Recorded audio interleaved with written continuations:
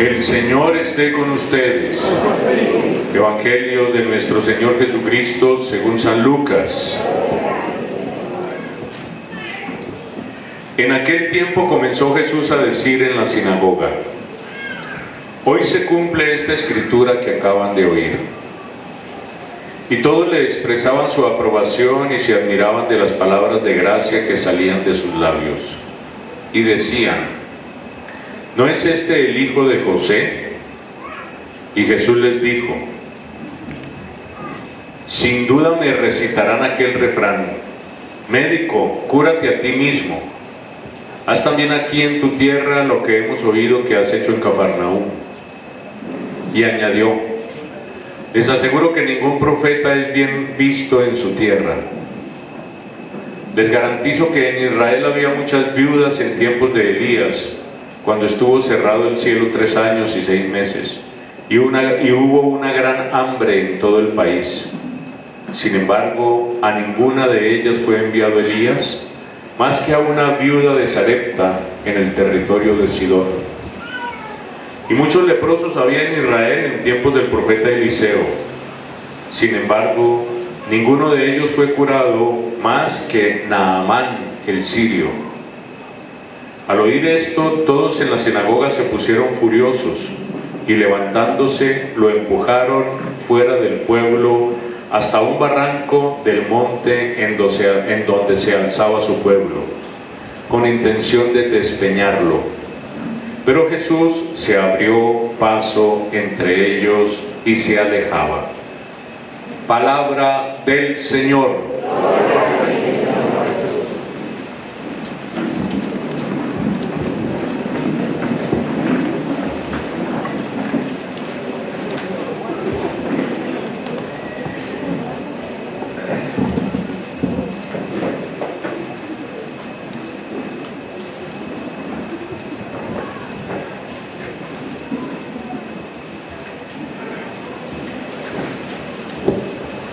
Hoy domingo 3 de febrero del año 2013, desde este centro de espiritualidad budista en Betania, en Dolores Carazo, Nicaragua, estamos celebrando la Santa Eucaristía en este cuarto domingo del tiempo ordinario.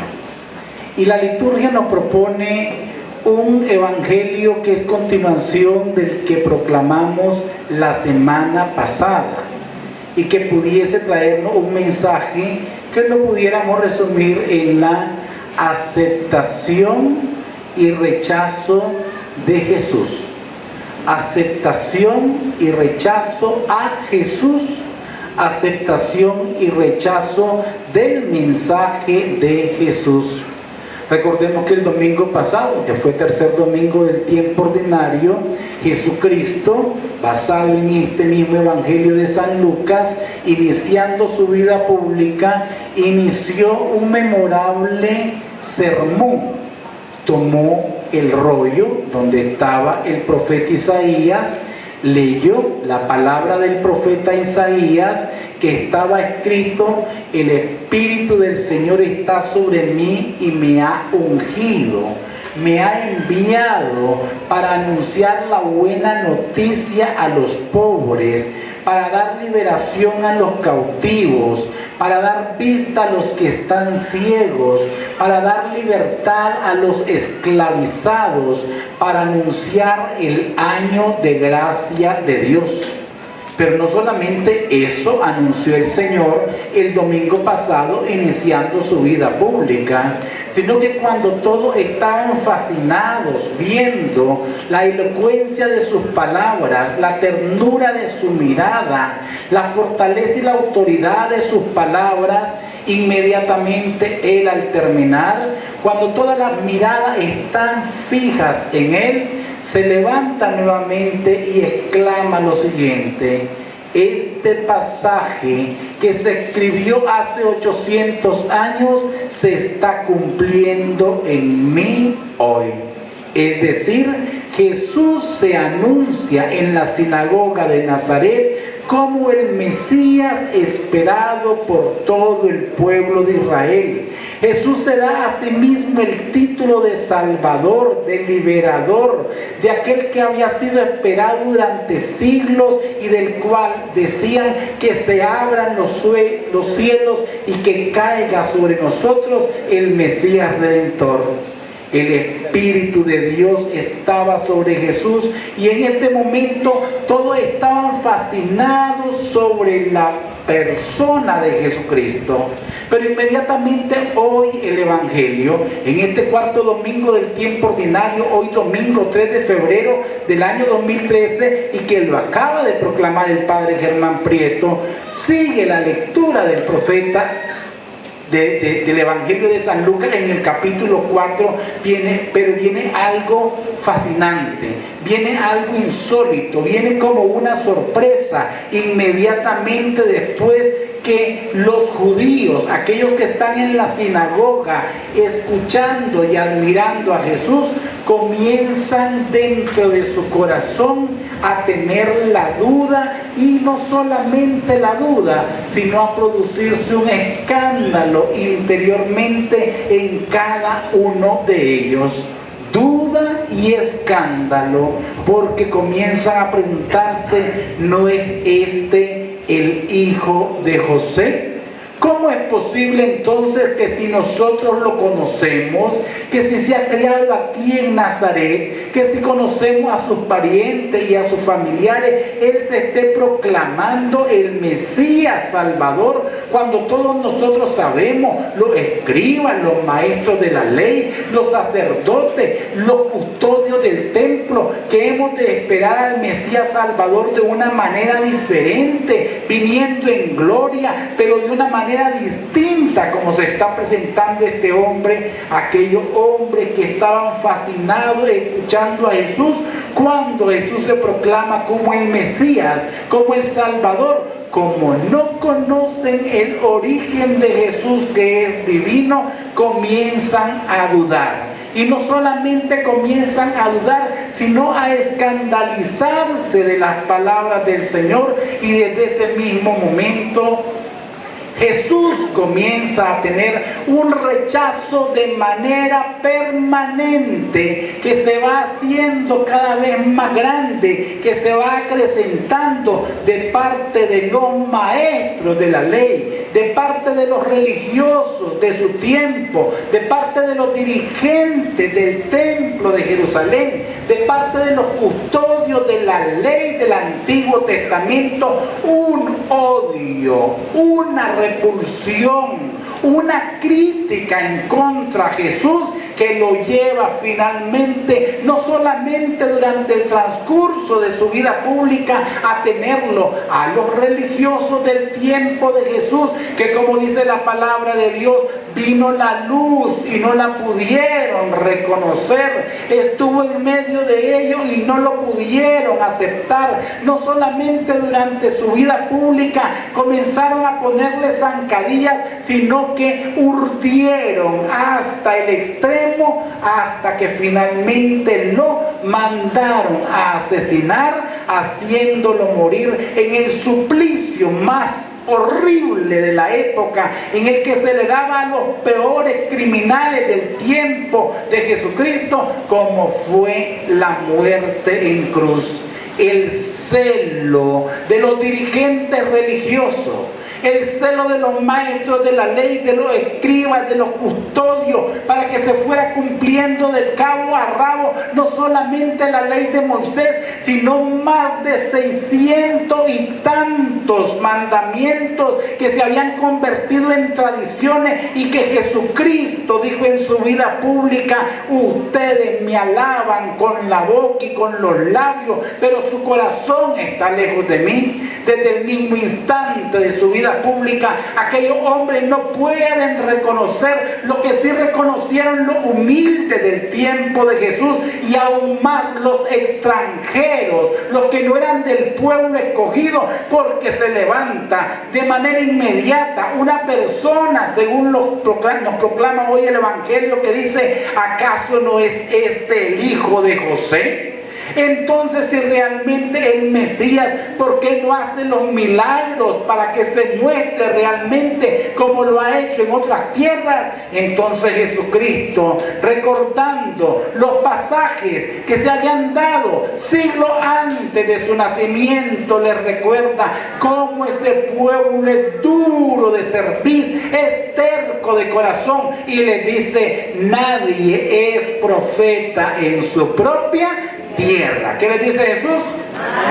Nadie es profeta en su propia tierra. Y de verdad que se cumple eso. Nadie es profeta en su propia tierra. Y les comienza a relatar de manera inmediata cómo en tiempos del profeta Elías, cuando hubo una sequía grandiosa de más de 3 años y medio, que no cayó ni una sola gota de agua, Elías a la única que auxilió fue a una viuda de Sarepta.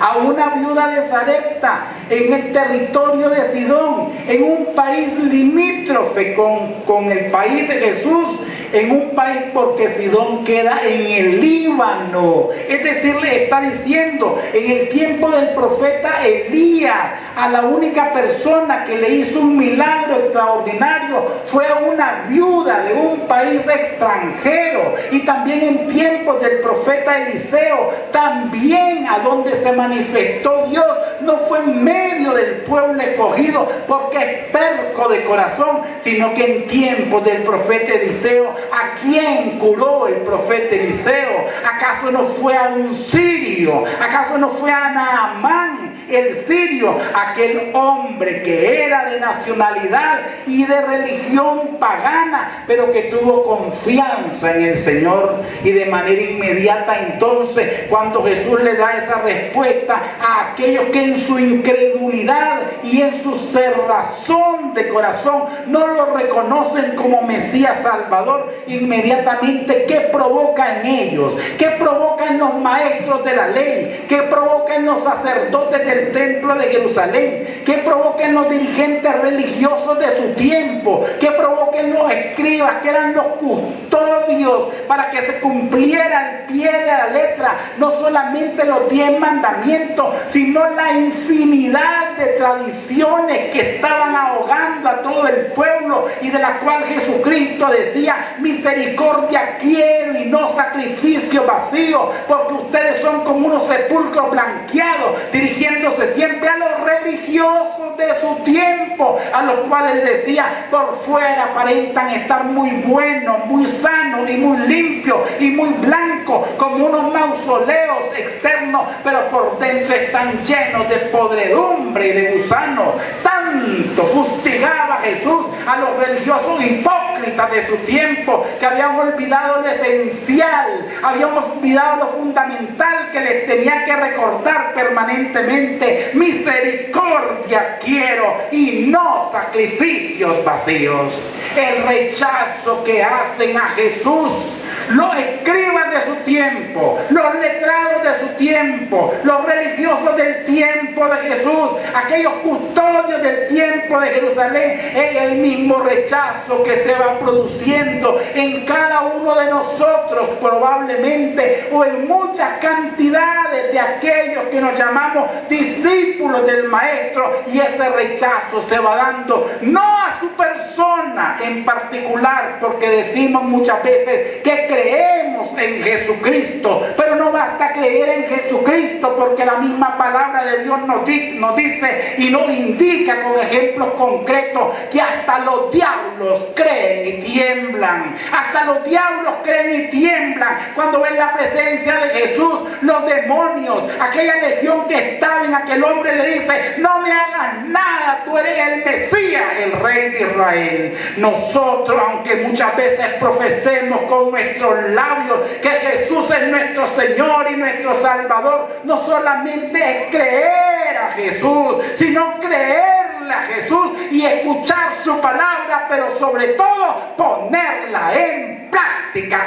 Eso es lo fundamental, poner en práctica la palabra de Jesús, que el ungido ungido de Dios, el que anuncia la buena noticia a los pobres, el liberador de todas las esclavitudes y las opresiones, el que nos da vista para que podamos tener una iluminación interior. Queridos hermanos, yo les quiero preguntar a ustedes, y de una manera breve, Dios se encarnó en un hombre.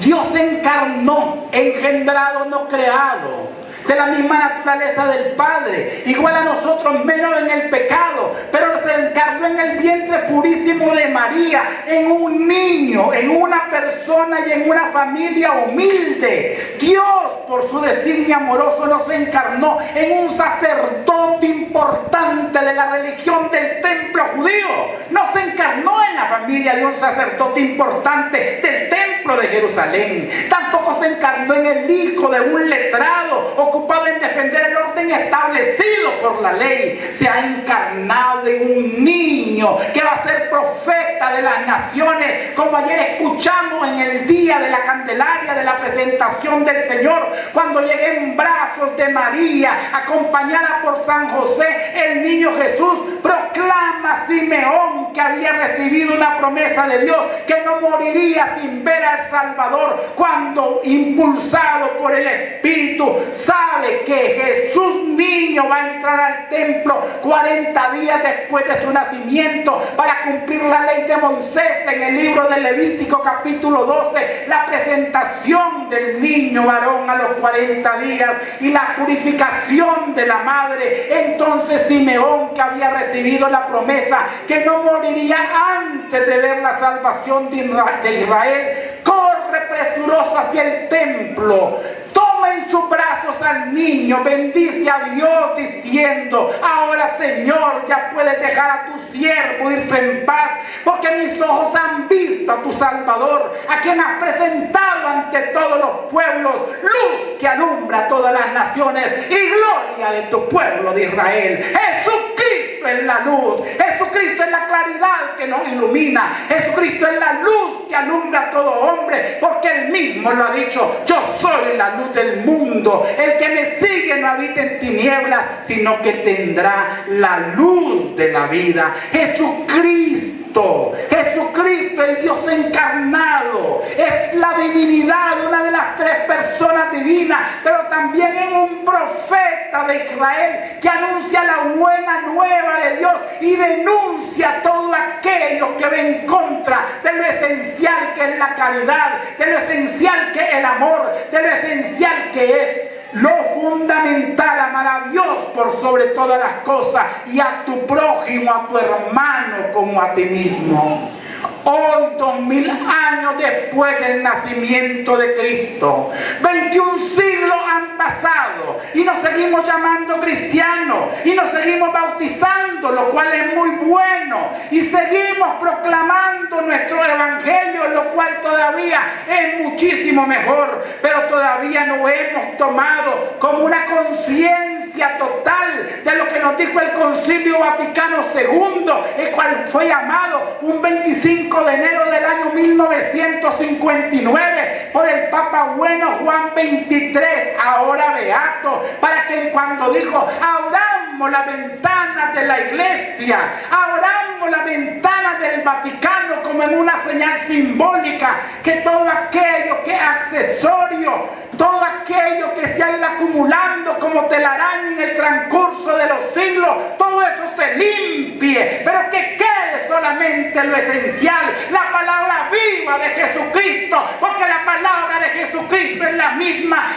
ayer, hoy y siempre. Eso todavía nos falta seguirlo viviendo. Concilio Vaticano II, a 50 años de haber iniciado el concilio, aún nosotros tenemos un gran reto, aún tenemos una gran misión para quitar todas esas telarañas que existen en nuestras creencias y en nuestras religiosidades, porque muchas veces vivimos más apegados a un montón de cosas que no son importantes, cuando olvidamos lo fundamental que es la misericordia, cuando olvidamos lo fundamental que es el perdón, cuando olvidamos lo fundamental que Jesucristo lo que vino a promover es un mundo más humano, un un mundo más lleno de Dios, un mundo menos lleno de reglas y de ritos y de sacrificios masivos, pero más colmado de la caridad cristiana, que significa la solidaridad en medio de todos nosotros. Eso es lo que quiere Jesucristo, amor unos a otros. Ya lo decía un gran teólogo, Volvan Tassar, ¿te acordás? El teólogo, el gran teólogo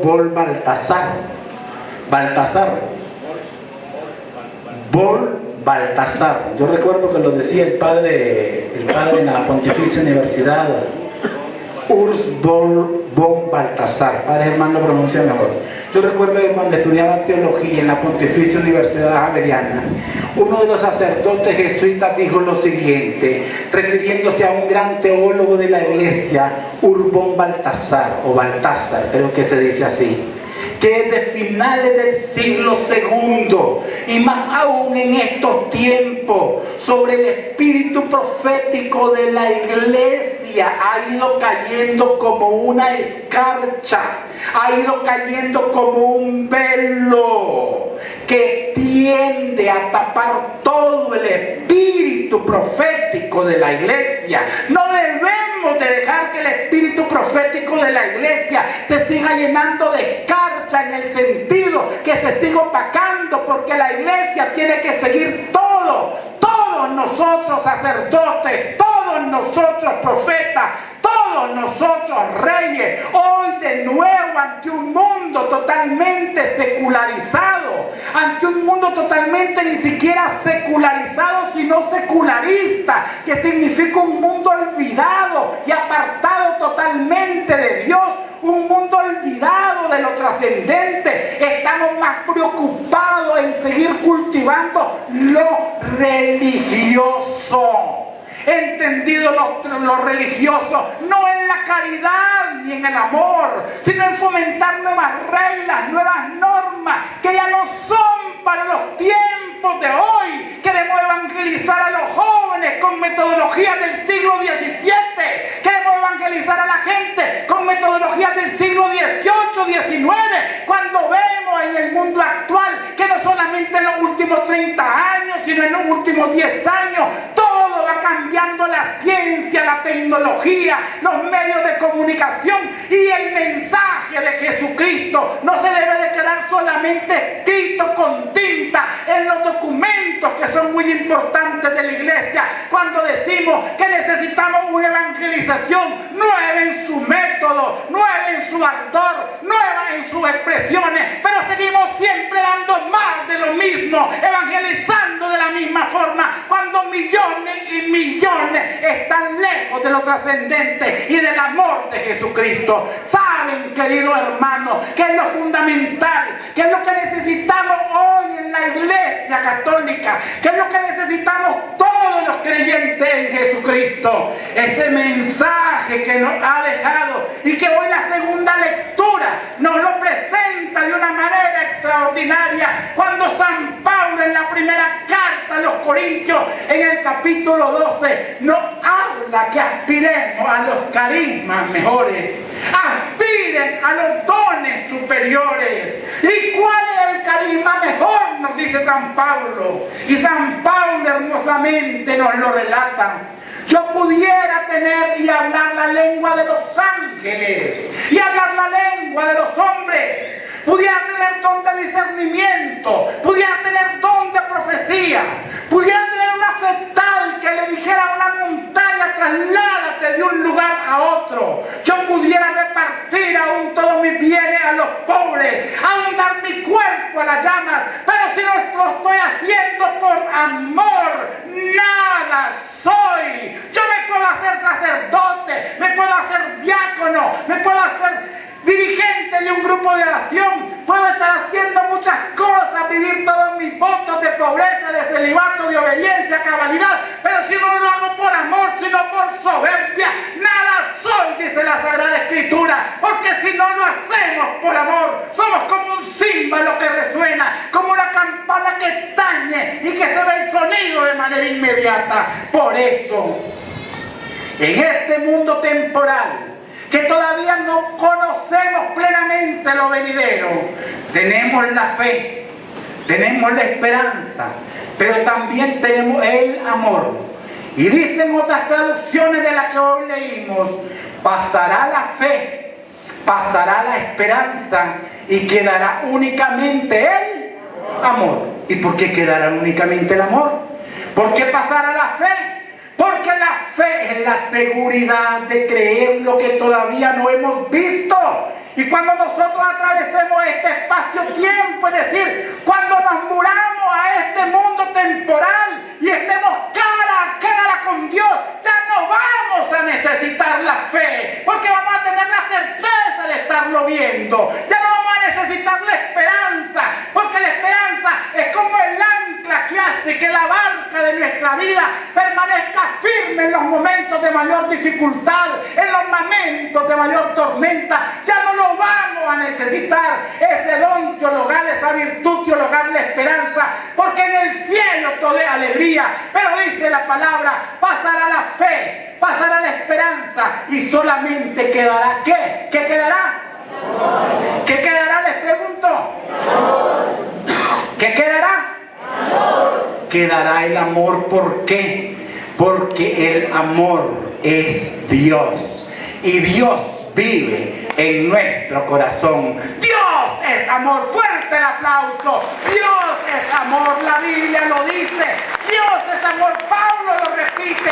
Dios es amor. Busca liberar en el capítulo 8. Capítulo 4, versículo 8, primera carta de San Juan. Hoy necesitamos evangelizar con el amor de Jesucristo. Yo que estudié Derecho Canónico, el último canon del Derecho Canónico, que cumplió el 25 de enero la promulgación del Código 320. ¿Cuántos años? Fue promulgado en 1930 años. Porque fue promulgado el 25 de enero de 1983 al 2013, 30 años de haber sido promulgado el Código de Derecho Canónico, el último canon, el último numeral del Código de Derecho Canónico. Dice en latín, terminando todo el Derecho Canónico, luego que hemos estudiado todos los libros de la Iglesia, los procesos, las nulidades, la jerarquía de la función de santificar en la Iglesia, de todo lo que significa un código de derecho canónico, dice terminando en el último numeral, salus animarum suprema lex ecclesiae es, la salvación de las almas, el amor es la ley suprema de la Iglesia. Eso es lo que nos debe de quedar, hermano. El amor es la ley suprema de la Iglesia, no los ritos vacíos, no las cosas que son accesorias. El amor y la salvación de las almas es la suprema ley de la Iglesia, y la suprema ley de la Iglesia se llama Jesucristo, Señor y Salvador, Rey de reyes, Señor de señores y amor de todos los amores. Así sea. Amén. Fuerte aplauso a Jesucristo. Profesemos nuestra fe. Creen en Dios Padre Todopoderoso,